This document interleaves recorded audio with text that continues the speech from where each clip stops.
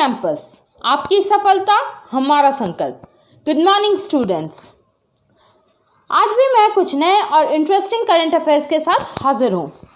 तो देर ना करके देखेंगे आज का पहला सवाल। विश्व गठिया दिवस विश्व स्तर पर कब मनाया जाता है? World arthritis day is observed globally on.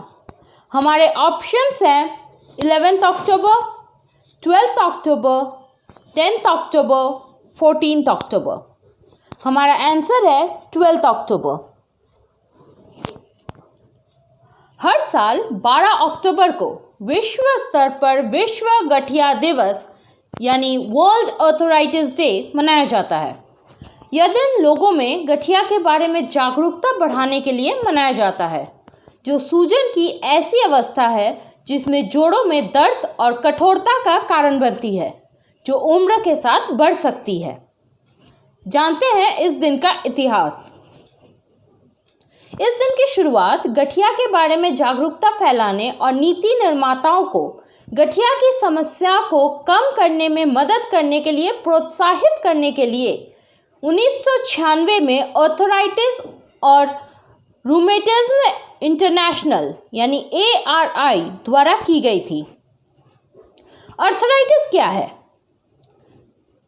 Arthritis में होने वाले जोड़ों में सूजन है। यह एक जॉइंट अथवा कई जोड़ों को प्रभावित कर सकता है। विभिन्न कारणों और उपचार विधियों से होने वाला लगभग 100 से अधिक विभिन्न प्रकार का गठिया होता है। सबसे आम होने वाला गठिया ऑस्टियोआर्थराइटिस और रूमेटाइटिस गठिया है। अगला सवाल।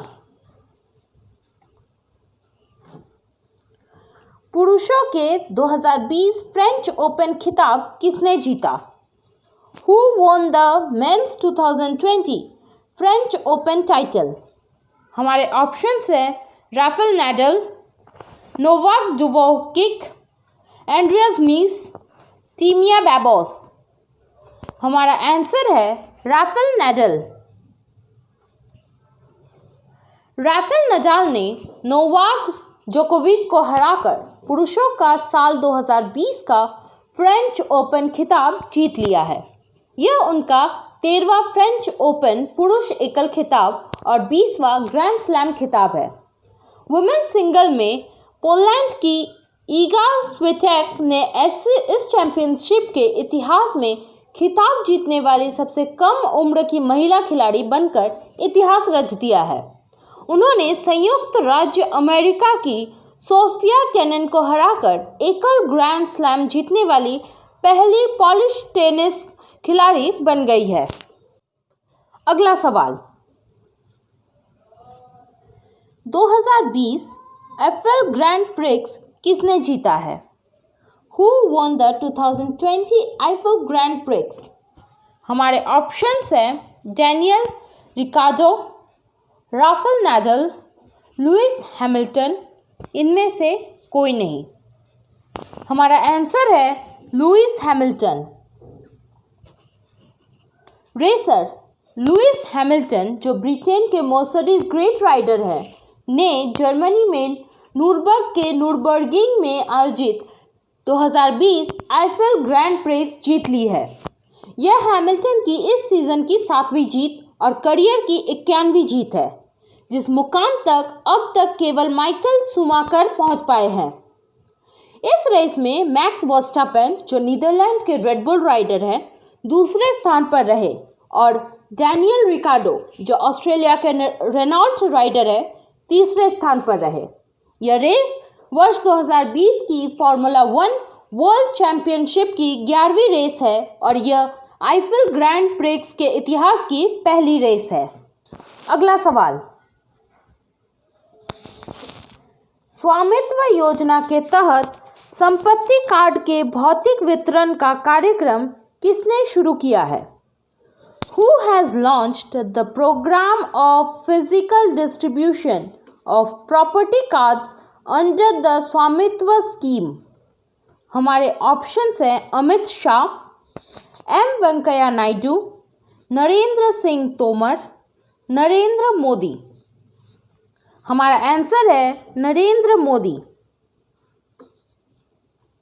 प्रधानमंत्री नरेंद्र मोदी ने वीडियो कॉन्फ्रेंसिंग के माध्यम से स्वामित्व योजना के तहत संपत्ति कार्ड के वितरण कार्यक्रम का शुभारंभ किया। ग्रामीण क्षेत्रों में उन्नत तकनीक प्रौद्योगिकी के साथ गांव का मानचित्र और सर्वेक्षण यानी survey of villages and mapping with improvised technology in village areas, इसी का मतलब है स्वामित्व, एक केंद्रीय क्षेत्र योजना है जिसे अप्रैल 2020 में ग्रामीण क्षेत्रों में ग्रामीण घरों के मालिकों को आवासीय संपत्तियों के दस्तावेज के अधिकार प्रदान करने और संपत्ति जारी करने के लिए शुरू किया गया है। इस योजना से क्या लाभ है? स्वामित्व योजना पंचायती राज प्रणाली को मजबूत करने में मदद करेगी, जिसके लिए पिछले 6 वर्षों से प्रयास किए जा रहे हैं। यह योजना ग्रामीणों को ऋण और अन्य आर्थिक और वित्तीय लाभ लेने के लिए वित्तीय संपत्ति के रूप में संपत्ति का उपयोग करने में सक्षम बनाएगी। यह योजना चरणबद्ध तरीके से 4 वर्षों यानी 2020 से 2024 की अवधि में कार्यान्वित की जा रही है और अंततः देश के लगभग 6.62 लाख गांव को कवर करेगी। चरण 1 में 6 राज्यों उत्तर प्रदेश, हरियाणा, महाराष्ट्र, मध्य प्रदेश, उत्तराखंड और कर्नाटक के 763 गांव के लोग स्वामित्व योजना के लाभार्थी होंगे। लगभग 1 लाख संपत्ति मालिक अपने मोबाइल फोन पर SMS के माध्यम से प्राप्त लिंक से संपत्ति कार्ड डाउनलोड करने में सक्षम होंगे। संबंधित राज्य सरकारें भौतिक कार्ड वितरित करेंगी। अगला सवाल, अंतर्राष्ट्रीय बालिका दिवस अंतर्राष्ट्रीय स्तर पर कब मनाया जाता है? International day of the girl child is observed globally on, हमारे ऑप्शंस हैं 12 अक्टूबर, 10 अक्टूबर, 14 अक्टूबर, 11 अक्टूबर। हमारा आंसर है 11 अक्टूबर। अंतर्राष्ट्रीय बालिका दिवस हर साल 11 अक्टूबर को मनाया जाता है। अंतर्राष्ट्रीय बालिका दिवस साल 2012 से बालिकाओं के सामने आने वाली चुनौतियों पर ध्यान देने और लड़कियों के सशक्तिकरण और उनके मानव अधिकारों की पूर्ति को बढ़ावा देने की आवश्यकता पर ध्यान केंद्रित करता है। इस साल international day of the girl child 2020 की थीम थी my voice our equal future, यानी मेरी आवाज़ हमारा समान भविष्य। अब जानते हैं इस दिन के इतिहास के बारे में। साल 1995 में बीजिंग में विभिन्न देशों ने महिलाओं पर विश्व सम्मेलन में सर्वसम्मति से न केवल महिलाओं बल्कि लड़कियों के अधिकारों को आगे बढ़ाने के लिए बहुत ही प्रगतिशील blueprint Beijing declaration and platform for action को अपनाया। बीजिंग डिक्लेरेशन के माध्यम से विशेष रूप से लड़कियों के अधिकारों पर पहली बार मुद्दा उठाया गया। संयुक्त राष्ट्र महासभा ने 19 दिसंबर 2011 को लड़कियों के अधिकारों और दुनिया भर में लड़कियों के सामने आने वाली अनोखी चुनौतियों को पहचानने के लिए 11 अक्टूबर को बालिका के अंतर्राष्ट्रीय दिवस के रूप में घोषित करने के लिए संकल्प 66/170 को अपनाया। अगला सवाल, भारतीय ब्रांड ट्रांसफॉर्म के लिए किसे ब्रांड एम्बेसडर बनाया गया है? Who has been named brand ambassador for Indian brand Transform? हमारे ऑप्शंस हैं महेंद्र सिंह धोनी, विराट कोहली, साइना नेहवाल, चेतन आनंद। हमारा आंसर है चेतन आनंद। कॉमनवेल्थ गेम्स में बैडमिंटन में पदक जीतने वाले चेतन आनंद को भारत के पहले घरेलू पेशेवर बैडमिंटन ब्रांड ट्रांसफॉर्म का ब्रांड एम्बेसडर बनाया गया है। अब जानते हैं इस ट्रांसफॉर्म ब्रांड के बारे में। ट्रांसफॉर्म बैडमिंटन भारत का पहला पेशेवर बैडमिंटन ब्रांड है जो बाजार में सबसे बेहतर रैकेट उपलब्ध कराता है, जिन्हें वर्तमान में भारत में खेलने के लिए विदेशों से आयात किया जाता है। ट्रांसफॉर्मर रैकेट को सैन्य ग्रेड ग्रेफाइट से तैयार किया जाता है। अगला सवाल, किस राज्य सरकार ने मुख्यमंत्री सौर स्वरोजगार योजना शुरू की? सॉरी गाइस, यहाँ पे थोड़ा टाइपिंग मिस्टेक हो गया है, यहाँ पे मुख्यमंत्री होगा, मुख्यमंत्री सौर स्वरोजगार योजना। विच स्टेट गवर्नमेंट लॉन्च्ड मुख्यमंत्री सौर स्वरोजगार योजना? हमारे ऑप्शंस हैं मध्य प्रदेश, उत्तराखंड, झारखंड, बिहार। हमारा आंसर है उत्तराखंड। उत्तराखंड के मुख्यमंत्री त्रिवेंद्र सिंह रावत ने उत्तराखंड में देहरादून के वीर चंद्र सिंह गढ़वाली सभागार में मुख्यमंत्री सौर स्वरोजगार योजना का शुभारंभ किया है। इस योजना का उद्देश्य युवाओं को स्वरोजगार के लिए प्रोत्साहित करना और हरित ऊर्जा के उत्पादन को बढ़ावा देना है। इस योजना में युवा और प्रवासी श्रमिकों को लाभ पहुंचाने का लक्ष्य रखा गया है, जो महामारी के कारण देश के विभिन्न हिस्सों से नौकरी छोड़कर राज्य में वापस लौट आए हैं। इस स्कीम के तहत 10,000 युवा और प्रवासियों को ग्रीन एनर्जी सेक्टर में स्वरोजगार मिलेगा।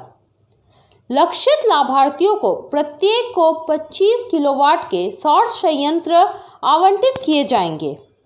प्रत्येक संयंत्र को स्थापित करने के लिए प्रति इकाई 40,000 रुपये की दर से भूमि की 1.5 से 2 नालिश और 10 लाख की आवश्यकता होती है। इस संयंत्र से प्रति वर्ष 38,000 यूनिट बिजली का उत्पादन होगा, जिसे उत्तराखंड पावर कॉरपोरेशन लिमिटेड द्वारा 25 वर्षों तक खरीदा जाएगा। उत्तराखंड के राज्यपाल हैं बेबी रानी मौर्य और यहाँ के नदियों के नाम हैं गंगा नदी, यमुना नदी, सरयू नदी, भागीरथी, गौला, काली। अगला सवाल, एलटीसी नकद वाउचर योजना की घोषणा किसने की? Who has announced LTC cash voucher scheme? हमारे ऑप्शंस हैं नरेंद्र मोदी, निर्मला सीतारमण, पी चिदम्बरम, इनमें से कोई नहीं। हमारा आंसर है निर्मला सीतारमण। वित्त मंत्री निर्मला सीतारमण ने कंज्यूमर खर्च बढ़ाने के उद्देश्य से सरकारी कर्मचारियों के लिए अवकाश यात्रा रियायत यानी एलटीसी कैश वाउचर स्कीम और स्पेशल फेस्टिवल एडवांस योजना की घोषणा की है।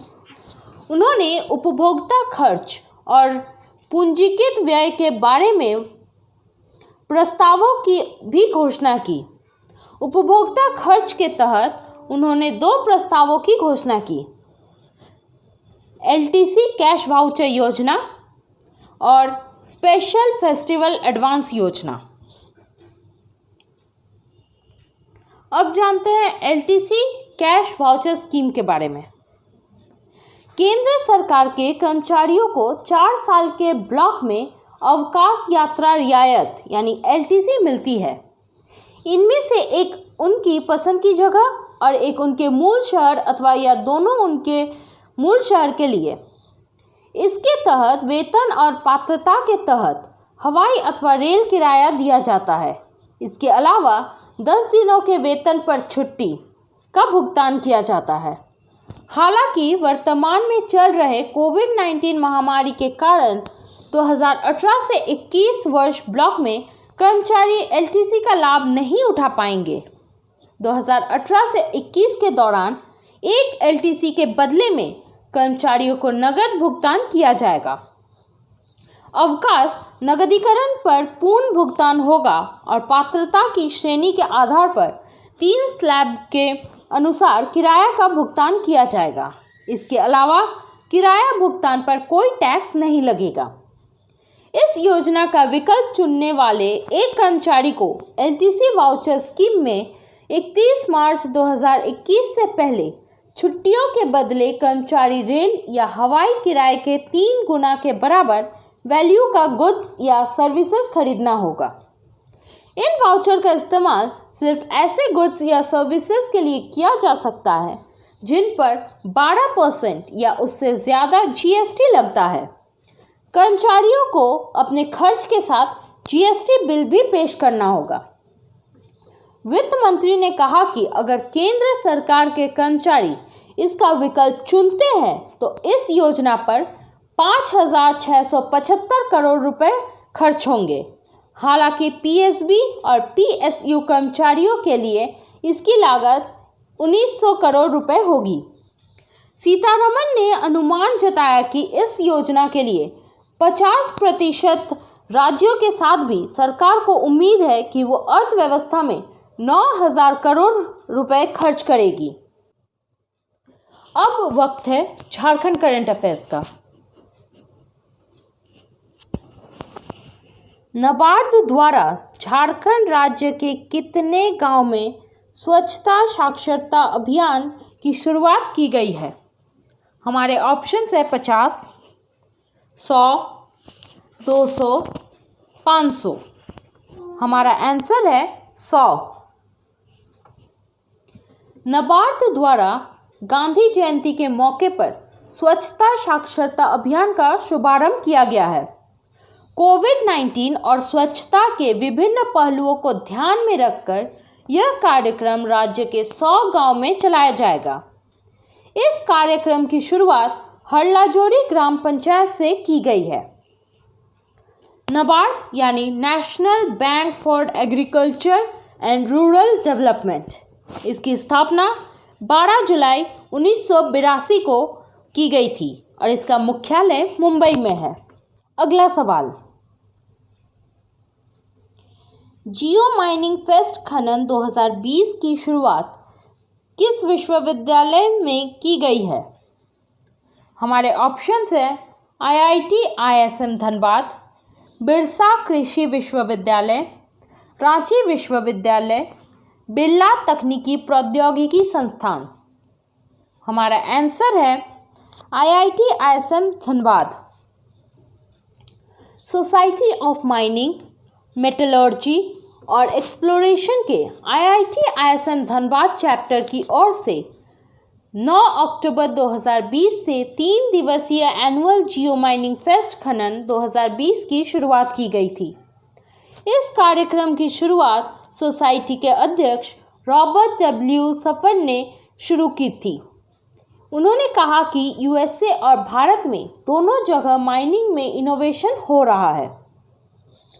ISM आईआईटी धनबाद की स्थापना 1926 में की गई थी। इसकी स्थापना लंदन के रॉयल स्कूल ऑफ माइंस के तर्ज पर की गई थी। आज का आखिरी सवाल, हाल ही में देश की भरोसेमंद टाटा स्टील लिमिटेड ने अपना कौन सा स्थापना दिवस मनाया? हमारे ऑप्शन है 105, 108, 113, 125। हमारा आंसर है 113।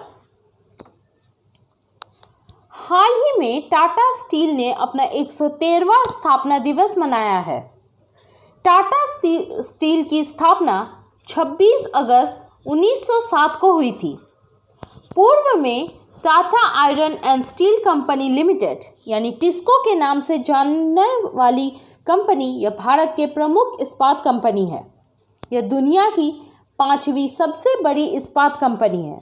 इसका मुख्यालय मुंबई में है और इसके संस्थापक है JRD टाटा। तो आज के लिए बस इतना ही तक रखते हैं और मिलते हैं अगले वीडियो में कुछ और नए सवालों के साथ। करंट अफेयर्स के PDF फाइल आपको हमारे वेबसाइट और टेलीग्राम चैनल पर मिल जाएंगे। जिसके लिंक नीचे डिस्क्रिप्शन में दिए गए हैं। तब तक के लिए bye bye and take care.